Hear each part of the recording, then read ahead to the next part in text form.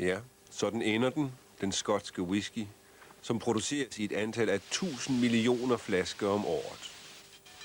Og sådan begynder det med byg, nøjagtigt samme råmateriale, som når der skal brygges øl. Byggen skal maltes, og det foregår her i et kæmpemæssigt malteri, der forsyner adskillige destillerier med malt. Maltning er en enkel proces, hvor byggen gøres våd. Den fyldes i store kar sammen med vand, ganske almindeligt koldt vand. Og når et bygkorn således bliver fugtigt, så sker der noget inde i det. Enzymerne går i gang med at omdanne stivelsen til sukker. For ifølge naturens orden er det tegn til, at byggen skal spire og gro, og vækst kræver energi. Sukker er god energi. Det syder og det bobler, men det er ikke noget med gæring at gøre. Det er vand og luft og støv alt sammen, og det ser flot ud. Efter et par døgn i de store kar tappes vandet fra igen, og byggen skal nu transporteres over i nogle kæmpemæssige tromler. Her gennemblæses den stadig fugtige byg af kold luft, og det holder byggen i konstant bevægelse. Spiring fortsætter altså, men er under kontrol. Tromlernes bevægelse sørger for, at det hele ikke gror sammen til en stor kage. I øvrigt er det skotsk byg, man bruger, og når vi snakker om den ægte malt whisky, er det kun byg. Til de billigere kvaliteter af whisky bruger man også majs og rug. På et givet tidspunkt er det slut med spiring. Den fugtige byg føres videre og tørres. Det kunne vi ikke filme, for det foregår i meget store lukkede rum, hvor vi ville få svedet skægget, hvis vi kiggede ind. Men slutproduktet køres til distillerierne. Og så kommer vi til selve sagen. Fremstillingen af whisky, det har været kendt i 500 år.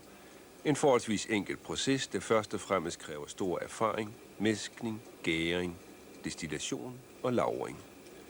På dette destilleri klares processen af en halv snesmand. Først males byggen i en kværn.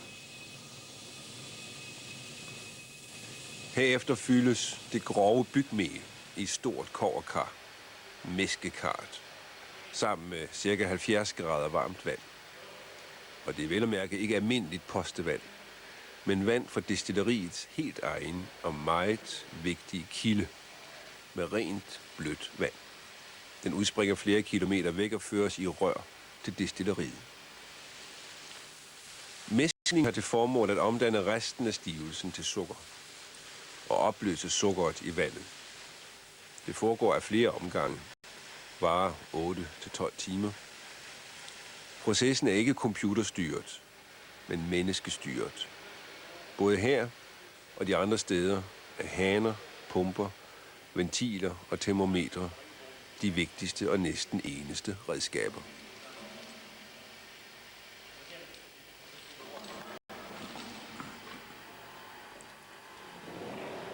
Det varme sukkervand pumpes ud af mæskekarret og køles ned, inden det fortsætter. Stadigvæk minder processen i høj grad om det, der foregår på et ølbryggeri.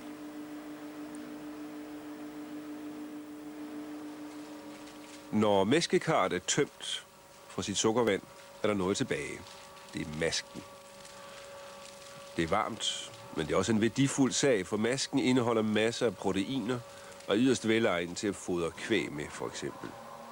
Det sælges enten direkte til landmændene, eller indgår i diverse foderblandinger.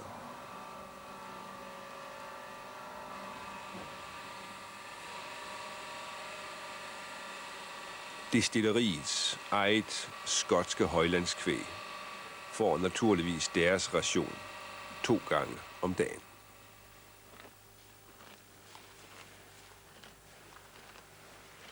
Næste fase er gæringen. Sukkervandet, eller urten, som den kaldes, pumpes op i store gæringstanke, der er lavet af lærketræ, og som indeholder 50.000 liter. Der tilsættes gær, og så går millioner af gærceller ellers i gang med at omdanne sukker til alkohol, og således producerer mennesker alkohol over hele verden, har gjort det i tusinder af år. Gæring varer 2 til 3 døgn, og når den er færdig, så har man en slags øl med en alkoholprocent på ca. 7. Det skal dog under ingen omstændigheder bruges til øl, for vi er i Skotland, og det handler om whisky. Og forresten var den hidtil dyreste flaske i verden en 50 år gammel single malt skotsk, der blev solgt på en auktion i Milano i 1992 for ca. 500.000 kroner.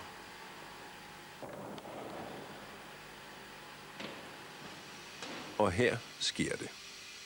Nu skal øllet destilleres, og er der den enkelt proces, som de fleste har lært om i kemitimerne, at når man opvarmer vand, det indeholder alkohol, så vil alkoholen fordampe først, fordi dens kogepunkt ligger lavere end vandets.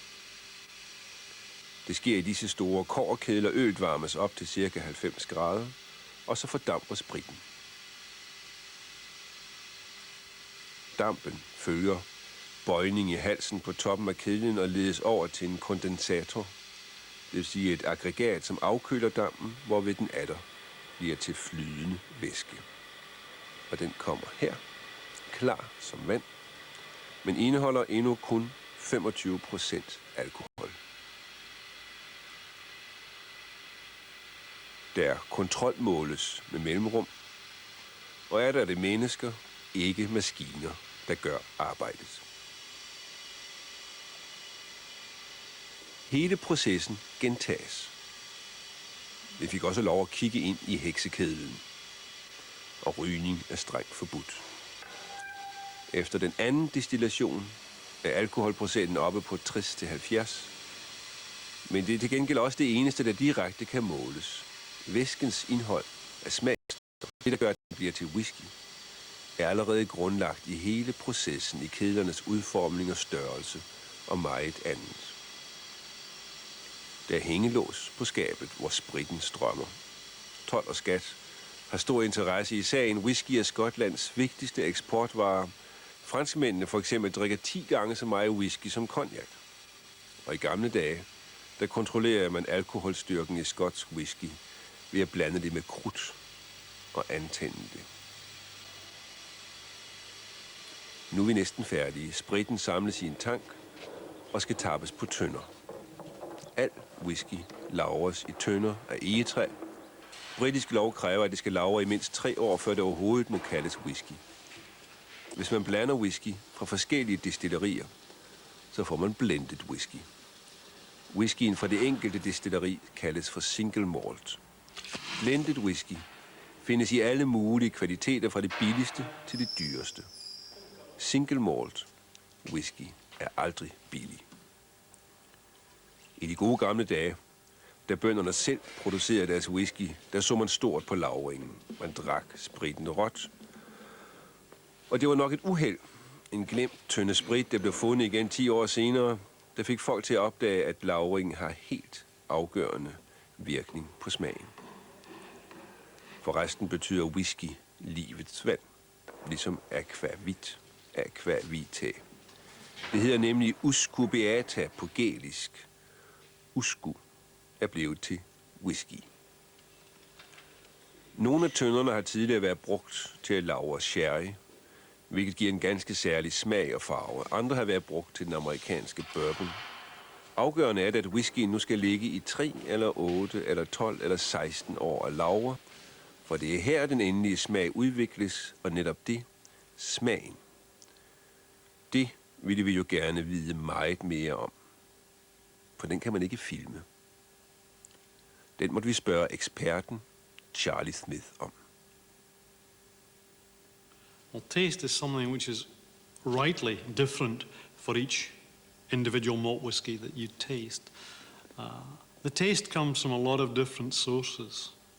Some people think it's just the basic character of the spirit, but it's formed from a lot of different influences in the whole of the process. The first important element is the water supply. Now, the water has to be pure, clear water. How that water is formulated is important. Some distilleries use the result of melting snow, as we do, which then filters deep into the soil, passes over probably granite subsoils, granite rock, maybe over a peat-based again subsoil, before it then rises as a spring to be captured and then piped to the distillery. Some places use surface water, basically rainwater, which has its own different characteristics in terms of the mineral content. Some abstract it from other streams or rivers. So where it comes from becomes very, very important, and that's the primary element in production. The second major element, of course, is barley. But barley is fairly consistent, although a lot of people feel that there is a very small element in the barley that actually, again, influences the character. But to me, water is much more important than barley in character forming. Yeast is an important element in the fermentation part of the process, but by itself, again, doesn't produce a major influence in the final taste and the final quality of the spirit. Distillation, by far, is the greatest influence. The shape, the size, the configuration of the distillation equipment, i.e. the stills, the connecting pipe from the still to the condenser and the condenser, play a very, very substantial part in formulating the final character of the spirit. As we distill the fermented alcohol, the wash, the alcohol vapor rises up inside the head of the still, and the rate at which that distillation takes place, the amount of airspace, the contact between the vapor and the copper, the difficulty that vapor has in getting from that phase across to the condenser to become liquid again, all strongly influence the final character of that spirit. The volumes that are processed at that time are also important to exactly how this final character comes together. Once the distillation is complete and we have this crystal clear liquid, the next phase, which is the longest phase in the life of any Scotch whisky, is even more critical, and that's the phase where nature takes over. Because in the beginning, we can influence over about 4 days how the product is going to turn out, because we can adjust slightly some of the parameters and the characteristics of the process. But once the spirit goes into the cask and Mother Nature really take over. And when that cask goes into the warehouse to mature, it's going to be there for 8 or 10 or 12 or 16 or 20 years or more. And in that time, we as individuals, as distillers, play no part in what's happening. It's purely up to nature. The influences of the cask and the influences of the environment then strongly dictate the final character and quality of that spirit.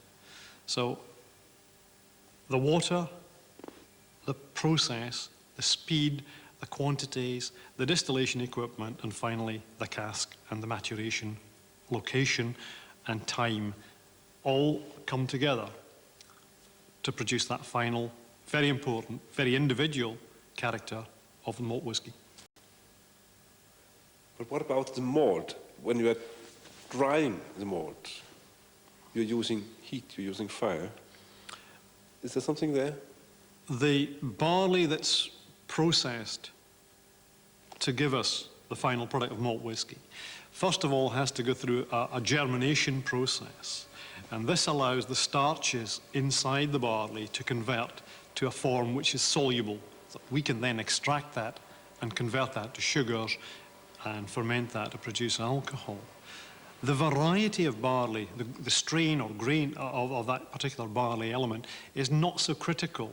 What we're looking for is something which has the right nitrogen content, the right amount of protein that will convert fully to the soluble extract form that we can then extract completely or as completely as possible to give us the maximum amount of extractable sugars and fermentable sugars to give us alcohol. So there is a very, very small element of the barley which possibly dictates in a very, very small way the final character, but it's a very, very minor influence. By far the major influences of the other ones I described. But the process of germination, of malting, is important from a quality point of view. Because basically if you start with high quality barleys, you will achieve a high quality product from that. If you start with poor quality barley, then you can only expect a much poorer, more inferior product at the end of that process. But in some kind of malt whiskies, you can smell or can taste a very strong taste of peat. Where does it come from? That's very true. Now, most malt whiskies have a small element of peat, or perhaps a large element of peat in that final flavour.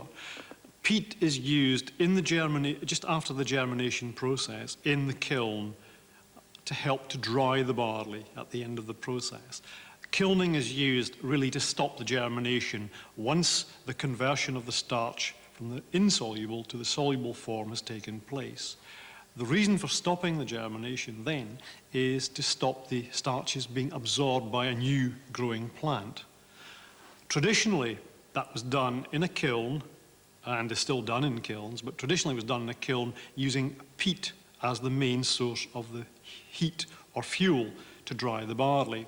As a result, the germinating barley, which was in a wet condition, absorbed peat smoke. So the amount of peat that you burn at that time, the amount of smoke that you create, and the amount that is absorbed by the growing, or the barley plant, influences the final malted barley that goes to the distillery to be processed. On the east coast of Scotland, the peated influence in barley is negligible or non-existent. As you move westwards into Speyside, into this area of Scotland, there is a very small influence from the peated nature of the water we use, but not so much from the barley itself. But again, as you go further west to the mid-Highlands, and certainly to the island of Skye and Talisker, for example, or the island of Islay and Lagavulin, you have the strong peated influence from both the malted barley and from the water they use to process that barley through the distillery. So the very strong malty, peaty flavours are much more evident on the Highland malts than they are on the Speyside or the East Coast malts.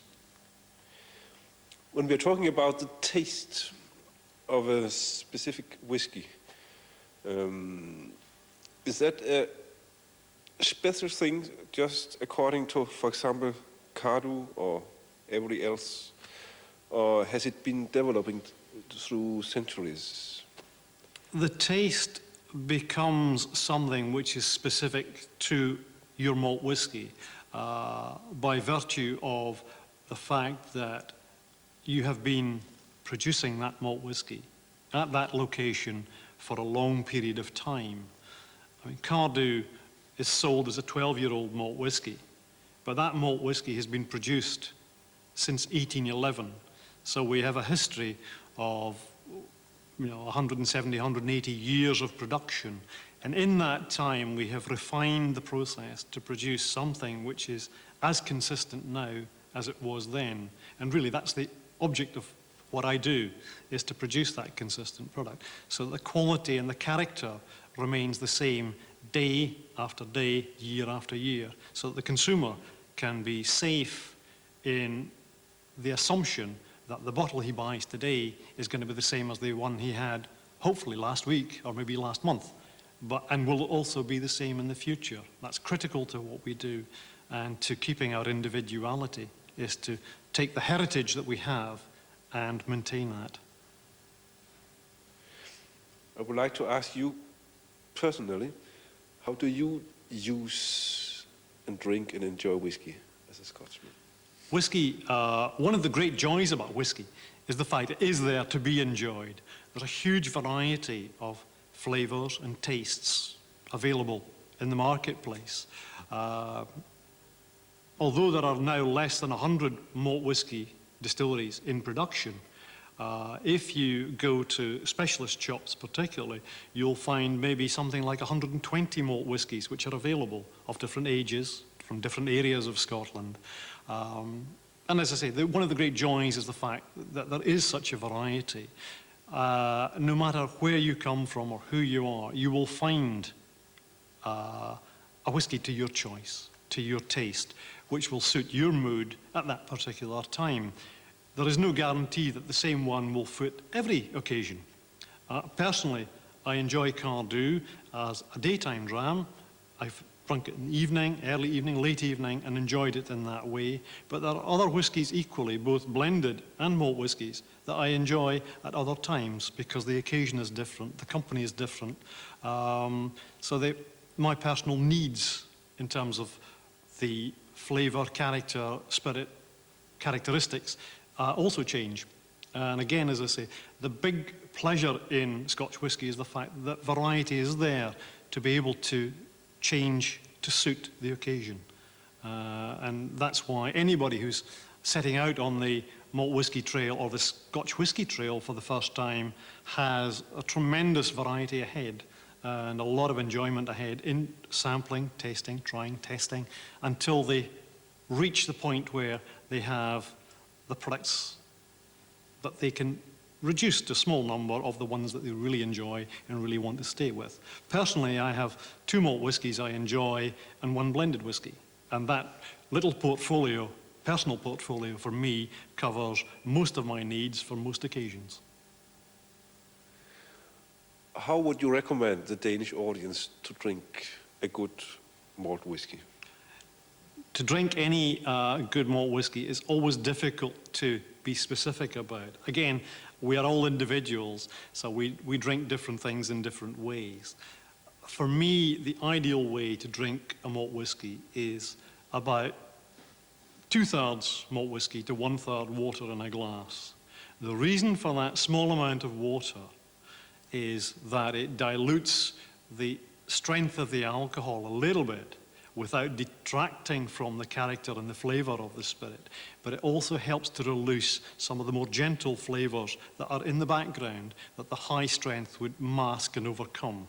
So that little bit of dilution releases those and gives you a much more rounded taste and flavour, and quite often it helps the background taste. Once you've swallowed the spirit, the aftertaste that lingers in the mouth longer depends to a certain extent on these little small aftertastes as well. So for me, that's the ideal way. However, I would never say specifically that is a must. You have to enjoy it the way you prefer, whether that's without water, with ice, or with anything else. To me, that's okay. The main thing is the individual's enjoyment, not how I think they should enjoy it, but just basically their own enjoyment. For how many years have you been drinking whiskey? That might give away a little too many secrets. The first whiskey I ever indulged in, and I have to say enjoyed, was when I was 16, and that was Johnnie Walker Red Label. I've graduated since then through lots of different blends, lots of different malt whiskies, and I can now honestly say that I've reached the point where I think I've achieved a huge range of taste, a huge range of enjoyment, and have come to the point where I'm now happy with what I drink. That has possibly taken me 40 years to reach my goal. Because of the fact that there is such a variety available, it may not take so many other people quite so long. I hope that they can find the ultimate sooner than I did, but I don't feel disappointed by the fact it took me so long. Maybe my needs were a little more critical than others, but at the end of the path, I've achieved what I wanted to achieve and had a tremendous amount of enjoyment in finding the ultimate, for me, whiskey enjoyment. And I think for you and I, perhaps we've talked enough about enjoyment. Now let's participate in the enjoyment. Join me, please, in a dram. Slanger.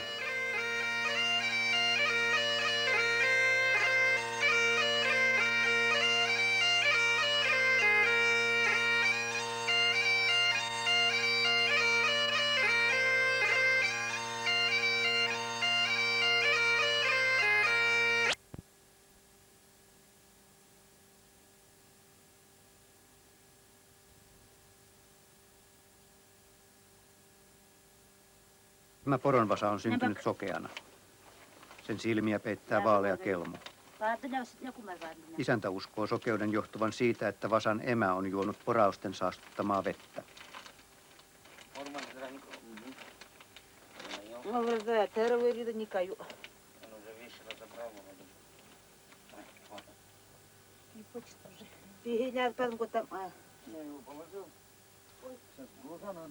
Eräs poromies kysyi meiltä, tiedämmekö mitä jamal tarkoittaa. Se tarkoittaa maan loppu. Poromies jatkoi. Selkämme takana on meri. Ei meillä ole muuta paikkaa, mihin mennä. Emme voi enää väistyä minnekään.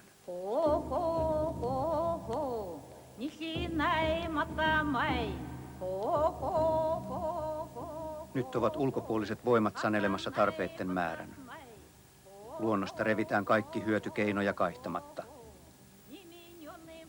Tundran asukas katsoo kauhistuneena, miten hänen elättäjäänsä, pyhää maaemoa, kidutetaan saastevesin, happosateen, vuotavin kaasu- ja öljyputkin. Kuinka kauan voi poropaimen näillä kaasukentillä vaeltaa, kalastaa ja kokea pyydyksiään? Hylkäävätkö haltijat jamalin? Великанта детей манна,